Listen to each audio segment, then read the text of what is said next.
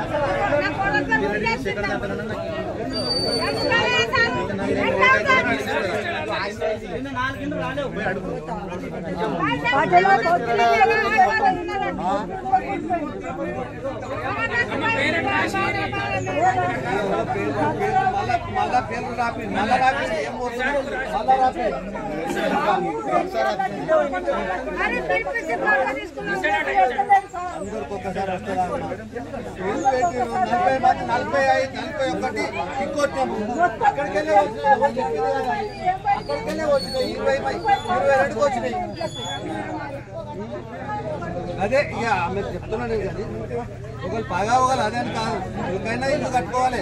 పరామరిస్తాం.